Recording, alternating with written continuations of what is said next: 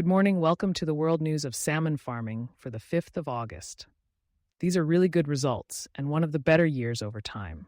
Egil Kristoffersen and Sunner experienced a downturn in 2022, but still reported a reasonably good year, with notable achievements in their salmon farming operations in Bo and smolt production in Maløy through their subsidiary, Nordland Aqua.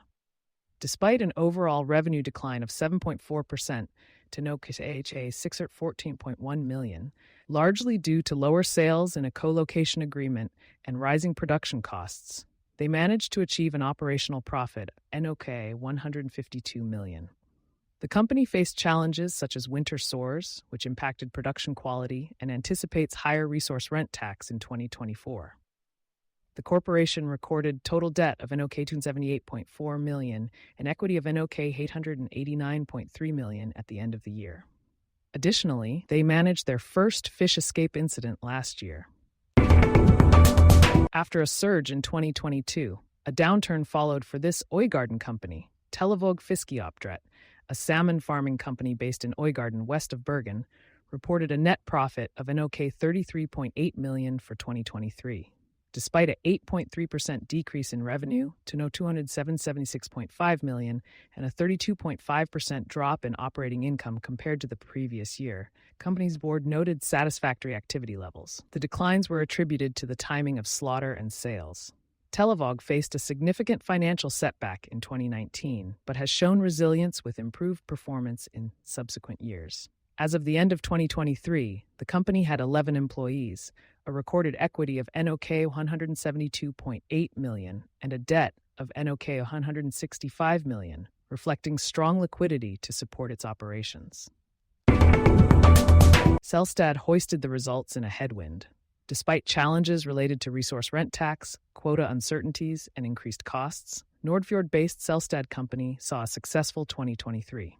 The company's revenue for the year reached 652.5 million a 4.3% rise from the previous year, and its operating profit surged by 64% to 22.6 million NOK. Profit before tax rose by 10.3%, resulting in a net profit of nearly 11 million NOK. They declared a dividend of 15 million NOK, matching the 2022 amount. CEO Hans Petter Selstad attributed this success to the adaptability of their employees and mentioned plans for further growth, both domestically and internationally. The company made significant investments in 2023, including supplying its first deep-sea farming nets and opening a new service station in Troms. With a solid equity of 96.1 million NOK and an international presence generating substantial sales, Selstad aims to continue expanding its market reach. Lovundlaks had to spend more energy on heavy tax law in 2023. Lovundlaks, a fish farming operation based in Lovundlaks municipality, transitioned its farming activities to Lovundlaks Show in December last year. The company reported operating revenues of 32.2 million and an operating profit of 2.8 million for 2023, resulting in a post-tax profit of 4.5 million. Meanwhile, Lovundlaks Show had a turnover of 978.1 million and an operating profit of 312.2 million, ending with a profit of 124.5 million. Despite challenges with Moritella due to low seawater temperatures, Lovundlaks saw generally good salmon prices. The introduction of resource rent tax had a significant impact, estimated at 97.7 million. The company faced additional challenges due to lengthy aquaculture application processes in Nordland, affecting operations. By year-end, Lovundlaks had equity of 351.7 million and debts of 580 million, employing 39 people in 2023.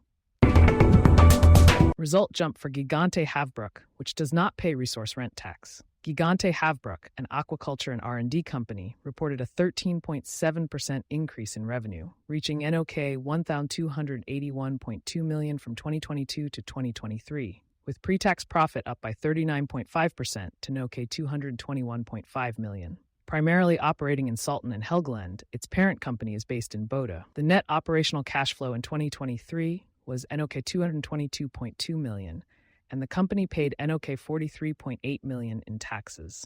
The company is significantly invested in real estate, with properties valued at 716.1 million up from 302.4 million in 2022.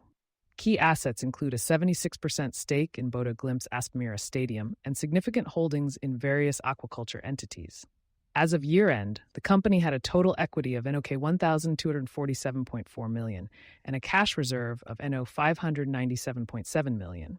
It is owned by Christian Hilda and Morten Lorentzen, each holding 26.7%, and Arve and Linda Storholm, each holding 10%. PD smell shook LetSea.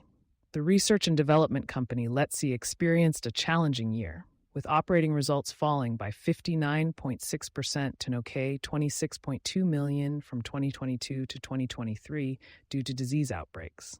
In October 2023, PD was detected at the Øygarden site, leading to emergency slaughtering and the loss of a third of the fish, resulting in a direct loss of 52 million and significant biomass reduction for future harvests. Despite setbacks, LetSea received 2 new research permits on HSMB, with trials starting in spring 2025. They are also appealing a denied extension for a current permit, which could affect their operational capacity if not overturned. The company sold its 36.93% stake in Fish-Based Infrastructure and dissolved its 22.95% ownership in Hydro Fish Care in the previous year. LetSea's equity dropped to 151.1 million from 74.9 million in 2022, with total assets at 289.8 million. 52% operating margin for heavily indebted Sølvtrans Brøndbåtskjempen, an Ålesund-based shipping company, experienced a highly profitable year, with operating results reaching 770.1 million, up from a hybrid 84.7 million in 2022. The company's net cash flow from operational activities was 579.6 million, which has been invested in new vessels and general corporate purposes. By the end of the year, Sølvtrans Rederi had 4 ships under construction and has received 2 new wellboats in 2024, expanding its fleet to 29 vessels operating primarily on long-term contracts with leading aquaculture companies in Norway, Scotland, Tasmania, and Iceland. The fleet is valued at 740.2 million. At year-end, the company's equity was 1,752.4 million, with a total balance of 11,073.5 million, including 9,031 million in long-term debt to credit institutions and a cash reserve of 350.4 million.